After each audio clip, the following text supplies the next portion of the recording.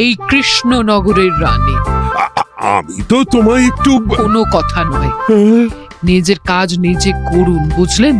অন্দরমহলে আমার অনেক কাজ আছে। নিজের কাজ নিজে করব? আমি তোমার স্বামী, আমি তোমার কাছে এইটুকু আবদার করতে পারি না? হ্যাঁ,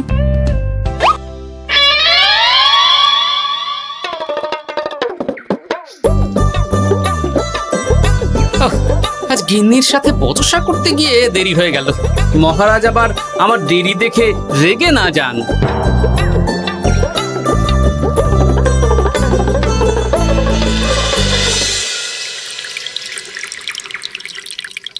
হ্যাঁ, তুমি কথাটা খুব একটা মন্দ বলনি মন্ত্রী। এতে রাজ্যবাসীরও উপকার হবে আর রাজকোষেরও খুব একটা চাপ পড়বে না। তাহলে মহারাজ সব ঘরে ঘরে এই বার্তা পৌঁছে দিই। কি এত বড় সাহস তোমার? আমার মুখে মুখে কথা বলছো? যাও, বেরিয়ে যাও বলছি আমার চোখের সামনে থেকে। তোমায় আর দেখতে চাই না। আমি আবার কি বললাম মহারাজ? কি বললে মানে? কি বলতে বাকি রাখলে শুনি? বলছিলাম কি, অপরাধ নেবেন না মহারাজ, সেনাপতি তো। চুপ, একদম চুপ।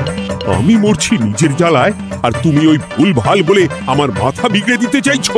মহারাজ রেগে আগুন, এই ছিলেন ঠান্ডা, এই তো মুখে হাসি ছিল, এখন হাতে ডান্ডা। কি বললে কবি? তুমি আমায় অপমান করলে? যাও, এক্ষুনি তোমরা সবাই দূর হয়ে যাও আমার সামনে থেকে। কাউকে চাই না আমি। এই মুহূর্তে রাজসভা আমি শূন্য দেখতে চাই, না হলে আজ সব কটার গর্দান নেব আমি। যাও বলছি।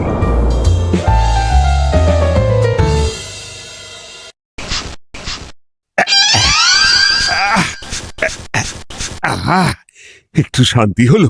ভেবেছিলাম রাজসভায় করব তাই রে নাই রে, রাজা দিলেন ঘাড় ধাক্কা, এখন সবাই বাইরে। সে তো তোমার জন্য, তুমিই তো বেমক্কা একটা এমন কবিতা বললে। কেন এইভাবে চড়ছেন মন্ত্রী মশাই? দোষ তো আপনারও। আপনি তো কি একটা বলে রাজা মশাইয়ের মাথা গরম করে দিলেন। আমি আবার কি বলেছি? আরে মহারাজ তো সেনাপতির ওপর রেগে গেলেন। আরে বাবা, আমি আবার কি করলাম? পণ্ডিত মশাই কি সব বলে দিলেন, তখনই তো মহারাজ। এই আমার নামে একটা অসাধু বাক্য বললেই আমি কিন্তু। এ কি কাণ্ড!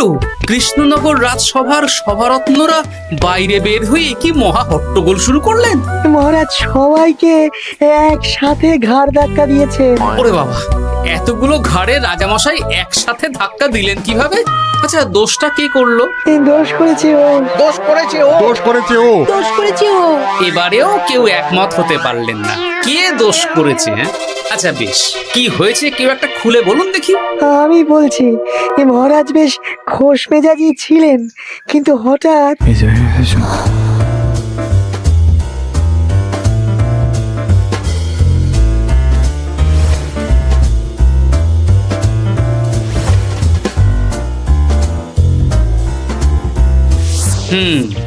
এই কাণ্ড!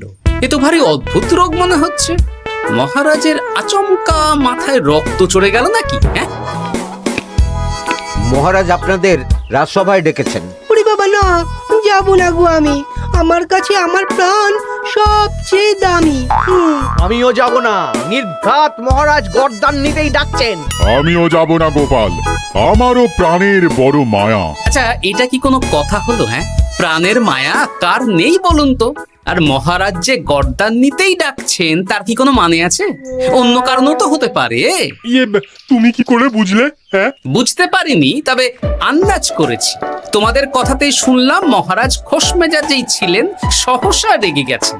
আবার যে সহসা খোশ মেজাজেই ফেরেননি, তাই কি বলা যায়? এটা তুমি বলনি তো বন্ধু, চলো সবে ফিরিয়ে আনি রাজসভার ছন্দ। আরে গোপাল, এসো এসো এসো। তা এত দেরি করলে কেন? বাকিরা কোথায়? তারা আসছেন মহারাজ। আপনি তাদের ডেকেছেন, তাদের ঘাড়ে কটা মাথা যে তারা আসবেন না। কিন্তু মহারাজ, আমি অন্য কথা ভাবছি। কি কথা গোপাল? আপনি নাকি সভায় আজ হঠাৎ সবার উপরে রেগে গিয়ে তাদের সভা থেকে বের করে দিয়েছেন মহারাজ। এ কি সত্যি মহারাজ? আরে না না গোপাল, মোটেও না। বলতে পারো আমি সবার সাথে একযোগে একটা রসিকতা করছিলাম। আমি দেখছিলাম সবাই আমার রসিকতা কেমন বুঝতে পারে। তাই নাকি? আসলে তুমি ছিলে না বলেই এরা কেউ আমার রসিকতা ধরতে পারেনি।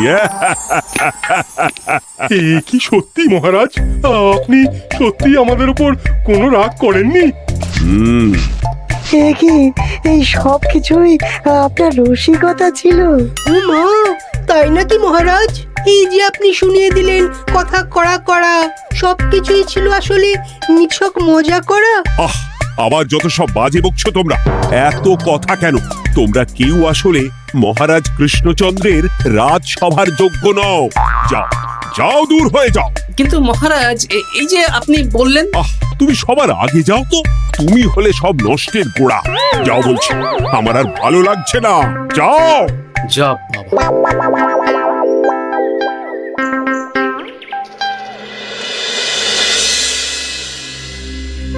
কি বুঝছেন? না না না, আমি তো সবই ঠিক দেখছি রানীমা। হ্যাঁ, এটা ঠিক যে নারীর গতি কিঞ্চিত চঞ্চল বটে, তবে তা তো হতেই পারে। বাকি সবটাই ঠিকই আছে। তাহলে এমন হচ্ছে কেন? মহারাজ এইভাবে যখন তখন রেগে যাচ্ছেন কেন? আজ শুনলাম আপনাদের সভা থেকে দুবার বের করে দিয়েছেন, আবার ফিরিয়ে এনেছেন। হুম হুম হুম। আমি ওষুধ পাঠিয়ে দিচ্ছি, আর মহারাজের কিঞ্চিত বিশ্রামের দরকার। হ্যাঁ, তোমার মাথা আর আমার মুন্ডু। বলি, আমি বিশ্রাম নিলে রাজকার্যকে চালাবে শুনি তুমি, নাকি ওই অকর্মার ঢেকি মন্ত্রী? না মানে ওই আমি। যাও, আর আমার কথা বলতে ভালো লাগছে না। আমাকে একটু একা থাকতে দাও।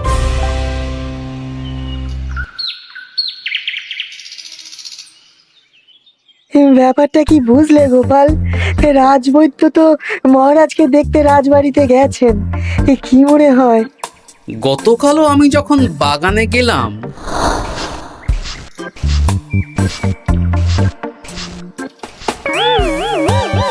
গোপাল, তোমার কি মনে হয় মহারাজকে কোন রোগে ধরেছে? এই রেগে যাচ্ছেন, আবার এই মাথা ঠান্ডা হয়ে গিয়ে ডেকে পাঠাচ্ছেন। আমি বলি কি গোপাল, তখন সবার সামনে বলিনি বটে, তবে এখন তোমার সামনে স্বীকার করতে বাধা নেই। কি কথা বিজ্ঞানী? মহারাজের এই রাগের কারণ হয়তো আমি। আমার মনে হয় আমার দোষেই উনি এরকম বারবার রেগে যাচ্ছেন। কেন? আসলে মহারাজ আমাকে একটা মাথা যন্ত্রণা সারার ওষুধ আবিষ্কারের দায়িত্ব দিয়েছিলেন, তো আমি অনেক চেষ্টা করেও সেই ওষুধটা আবিষ্কার করতে পারিনি। যেটা আবিষ্কার করেছি তাতে সেরকম কাজ হচ্ছে না। আমার মনে হয় ওনার মাথা ব্যথা থেকে এরকম হচ্ছে। সে যাই হোক, তুমি কিছু একটা করো গোপাল। মহারাজের অসুখ কিভাবে সারানো যাবে সেটা নিয়ে কিছু একটা ভাবো। ভাবতে তো হবেই।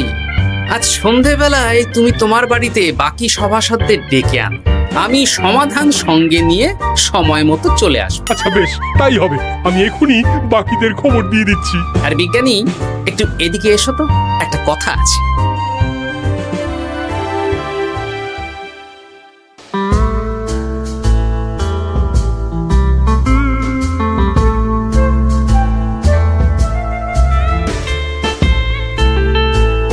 গো, বলি এইভাবে ঘুরলে কি মহারাজের ব্যামো সেরে যাবে? তা সারবে না। তার চেয়ে এক কাজ করি, কিছুটা আলু আর ছোলা সেদ্ধ করেছি, তার সাথে নুন, লঙ্কার গুঁড়ো আর লেবু দিয়ে মেখে আলু কাবলি বানিয়ে দিই, কি বলো? হ্যাঁ, দাও দাও দাও, মন্দ হয় না। মহারাজের মন উচ্চাটন, তার কি কারণ? মাঝে মাঝে আসছেন আর মহারাজ রেগে আগুন হয়ে যাচ্ছেন, আবার যেই সে ব্যামো ঠিক হয়ে যাচ্ছে মহারাজ সেই আগের মতন। তার উপর আবার সভাসদেরা মনে করছে তাদেরও কোনো দোষ আছে। তাহলে দুয়ে দুয়ে চার করতে হবে, কিন্তু কিভাবে কিভাবে কিভাবে? এই নাও আলু কাবলি খেয়ে পেট ঠান্ডা করে নাও দেখি। হ্যাঁ, বেশ কিছুদিন আগে বিজ্ঞানী লেবুর রসের জাদুর কথাই তো বলছিল। আর আচ্ছা গিন্নি, তুমি তোমার বিয়ের সময় তোমার বাবার মুদির দোকানের একটা কাঠের ছোট বাক্স পেয়েছিলে না, যাতে শ্বশুর মশাই মোহর রাখতেন? উমা, সে বাক্স তো ঝুলকালি মেখে আছে গো, তা দিয়ে তোমার কি হবে? ঝুলকালি লেগেছে? বাবা বাবা বাবা, তাতে তো আমার কাজ আরো ভালো হবে। যাও যাও যাও, নিয়ে এসো দেখি। আমি ততক্ষণে বেশ খানিকটা অদৃশ্য কালি বানিয়ে ফেলি। না না, আমি তো বলছি মহারাজের কোনো রোগ নেই, সামান্য উদ্বেগ ছাড়া আর কোনো সমস্যাই নেই মহারাজের। তাহলে মহারাজ আমাদের এই তুর্কি নাচন কেন নাচাচ্ছেন শুনি, মস্করা করে? তাই তো উত্তর জানা চাই তো। আর এই যে এত জরুরি তলব পাঠিয়ে গোপাল আমাদের ডেকে পাঠালো, তার তো টিকিরও দেখা নেই। গোপাল কি করবে শুনি? যে রোগ আদপেই নেই সেই রোগ কিনা ওই গোপাল ছাড়াবে? আমার তো বিশ্বাসই হয় না। বিশ্বাসে মিলায় বস্তু, তর্কে বহু দূর, তাই না মন্ত্রী মশাই? তুমি পেলে গোপাল, মহারাজের রোগ সারাবার কোনো উপায় পেলে? আচ্ছা গোপাল, রাজবৈদ্য বলেছেন মহারাজের কোনোই অসুখ নেই, তা তুমি কি সারাবে শুনি? হ্যাঁ, রোগ হয়তো রাজবৈদ্য মশাই ধরতে পারেননি, কিন্তু কিছু তো আছেই যার জন্য মহারাজ এমন আচরণ করছেন, তাই না? তা তুমি বলো না মহারাজ এমন কেন করছেন, আর কি তার সমাধান? এক এক করে বলি। আমি ভেবে দেখলাম এর জন্য আমরাই দায়ী। বলো কি? আমরা সবাই কোনো না কোনো সময়ই মহারাজের রাগের কারণ হয়েছি, তাকে আঘাত দিয়েছি, বিষণ্ণ করেছি। ইচ্ছে করে করিনি হয়তো, কিন্তু করেছি। আর মহারাজ সেই সব কথা বুকে চাপা দিয়ে রেখেছেন। তুমি বলতে চাইছো অতীতে সেই সব ভুলের কারণেই মহারাজ এমন করছেন? আমার তো তাই মনে হয় সেনাপতি। আচ্ছা আচ্ছা, তর্কের খাতিরে যদি তাই ধরে নি, তাহলে এখন আমাদের কি করণীয়? আমরা তো কাল যন্ত্রে চেপে অতীতে ফিরে যেতে পারবো না যে সেই সব ভুলগুলো শুধরে দেব। তা হয়তো হবে না, কিন্তু কিংকর্তব্য বিমূঢ় বাবার আদেশ যদি মানি, তাহলে এই সমস্যার সমাধান সম্ভব মন্ত্রী মশাই। কি বললে? ত্রিকালজ্ঞ বাবা কিংকর্তব্য বিমূঢ়, সে আবার কি গোপাল? আছেন একজন জ্ঞানী ব্যক্তি, আমার খুব পরিচিত। তার দেওয়া একটা উপদেশ আমার জানা আছে। আমার বিশ্বাস তাতে মহারাজের এই সমস্যার সমাধান হয়ে যাবে। কি করে শুনি? এই কালি হলো অদৃশ্য কালি। কলম দিয়ে অদৃশ্য কালিতে কাগজের উপর লিখতে হবে। কি লিখতে হবে? লিখতে হবে যে মহারাজের সাথে অতি সাম্প্রতিক কালে আমরা যা যা অন্যায় করেছি তাই লিখতে হবে। কোনো মিথ্যে কথা লেখা যাবে না। তবে চিন্তা নেই, অদৃশ্য কালি, ফলে কেউ কারো লেখা পড়তে পারবে না। এইবার এই কাগজ ভাঁজ করে ফেলে দিতে হবে এই বাক্সে। বাক্সে তালা, তার চাবি থাকবে মন্ত্রী মশাইয়ের কাছে। আবার আমার কাছে কেন? পরে যাতে কোনো সন্দেহ না করেন, যা সন্দেহ বাতিক মৌন আপনার। বললে এইবার এই বাক্স সারা রাত নদীর ধারে বটতলায় পড়ে থাকবে, চাঁদের আলো পান করবে। তারপর সকালে আমরা সবার সামনে এই বাক্স ফেলে দেব নদীর জলে। সবার অন্যায় সারা রাত চাঁদের আলো পান করে শুদ্ধ হয়ে ভেসে যাবে নদীর জলে। ব্যাস ব্যাস, আমরা সবাই পাপ মুক্ত হয়ে যাব। একদম সবাই শুদ্ধ হয়ে যাব, আর মহারাজের ব্যামো সেরে যাবে। কিন্তু তুমি কোনো চালাকি করছো না তো গোপাল? অদৃশ্য কালিতে লেখার সাথে আমি আর কোন চালাকি করব মন্ত্রী মশাই? দেখুন, আমি একটা কাগজে লিখছি। কি কিছু বোঝা যাচ্ছে? সত্যি তো কিছু বোঝা যাচ্ছে না যে আদৌ কিছু লেখা হয়েছে কি হয়নি। তাহলে লেখা শুরু করা যাক। এক এক করে লিখুন আর কাগজ ভাঁজ করে বাক্সে ভরে দিন। আর হ্যাঁ, একদম মিথ্যে কথা লিখবেন না, তাহলে কিন্তু লেখাগুলো অদৃশ্য থাকবে না, ফুটে উঠবে। আচ্ছা গোপাল, বুঝেছি। কলম কালি মন, লেখে 3 জন, মিথ্যে কথা লিখে দিলেই ঘটবে অঘটন। আমি বাক্সটা নদীর পাড়ে সঠিক জায়গায় রেখে আসবো। তারপর কাল সকালে সবাই মিলে এই বাক্স ফেলে দেব নদীর জল। ঠিক আছে?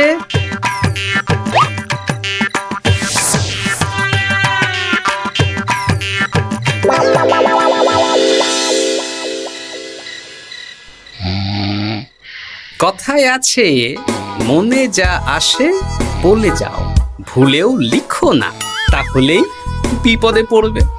এদিকে কেমন সবাই নিজের নিজের দোষ লিখে বাক্সে ফেলে দিয়েছে। ভাগ্যিস আমি সবার লেখা কাগজগুলো রাতের অন্ধকারে বের করে আনলাম।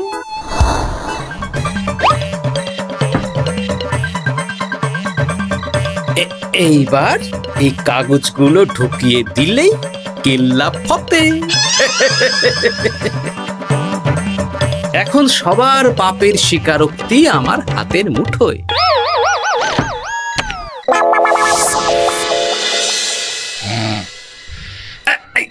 আরে, ও মা গো, ও বাবা গো, বলি নাক ডেকে তো ঘুমোচ্ছ, আর পিঠটা একটু চুলকিয়ে দাও দেখি। এই জন্যই তো মাথাটা যায় গরম হয়ে। আরে, এই সহজ ব্যাপারটাই তো আমি বুঝতে পারিনি। মহারাজের অসুখ তাহলে এই। যাক, এই রাতের বেলাতেই একসাথে একটা ঢিল পেয়ে গেছি। এক ঢিলে মারবো দুই পাখি। রাজার অসুখও সারবে, আবার সব কটা পাজি শায়েস্তাও হবে।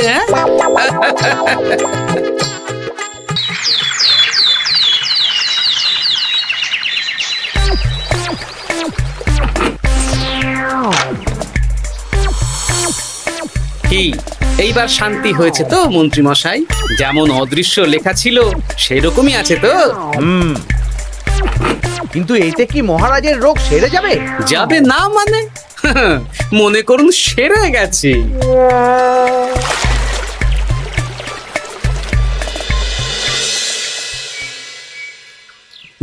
তাহলে আজকে সভার কাজ শুরু করা যাক।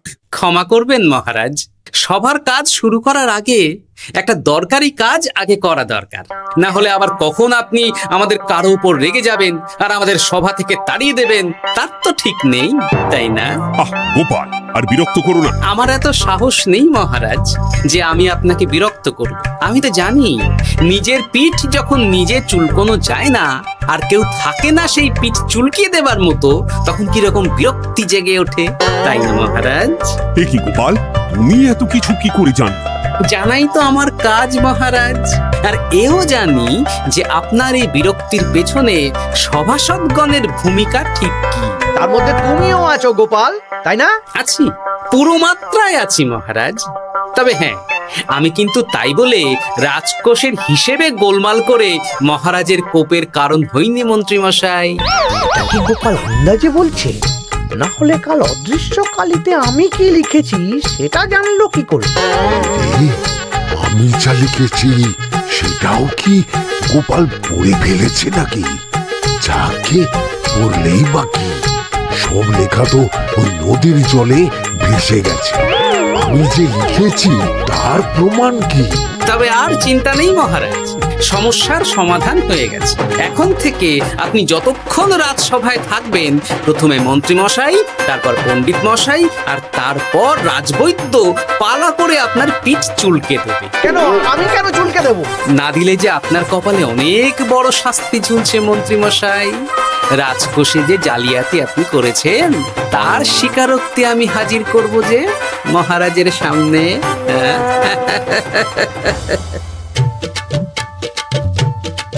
এই নিন মহারাজ মন্ত্রী মশাইয়ের পাপের স্বীকারোক্তি। আপনি আগে মন্ত্রী মশাইয়ের লেখাটা পড়ুন, তারপর একে একে সকলের স্বীকারোক্তি দিচ্ছি। এ কি মন্ত্রী, তুমি রাজকোষ থেকে 500 মোহর চুরি করেছো, আর তার বদলে সেই হিসেব তুমি পুকুর পাড় বাঁধানোর খরচ হিসেবে দেখিয়েছো। এই সেরেছি, এটা ফুটে উঠলো কি করে? সে অনেক কাণ্ড মন্ত্রী মশাই, বাকিদের সবারটাই আছে, এত জেনে কাজ কি? না না, জানতে তো হবেই। তাহলে শুনুন, এই অদৃশ্য কালি আসলে লেবুর রস। গতকাল রাতে আমি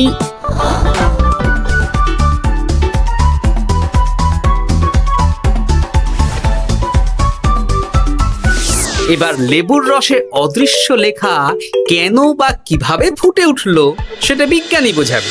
লেবুর রসে লেখা আগুনের তাপে ধরলে ফুটে ওঠে, কারণ লেবুর রসে থাকা অম্ল কাগজের সাথে থাকা শ্বেতসারের সাথে বিক্রিয়া করে এবং তাপ পেলে সেই বিক্রিয়া দ্রুত হয়ে কাগজের শ্বেতসার রাসায়নিকভাবে পরিবর্তিত হয়ে গাঢ় রং ধারণ করে।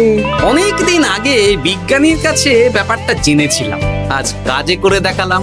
এবার মন্ত্রীমশাই দেখুন, মহারাজের সেবা করা ভালো না তার বদলে চাবুক খাওয়া ভালো?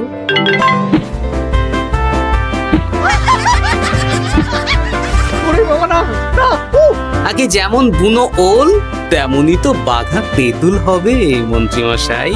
যা, রাজামশাইয়ের মেজাজ আবার বিগড়ে যাওয়ার আগেই কাজ শুরু করে দিন ও বাকিদেরকে সেবা করার সুযোগ করে দিন। আজ থেকে ভুল হলে শুধরে নেব ভুলকে। মন্ত্রীমশাই মহারাজের পিঠ দেবে চুলকে।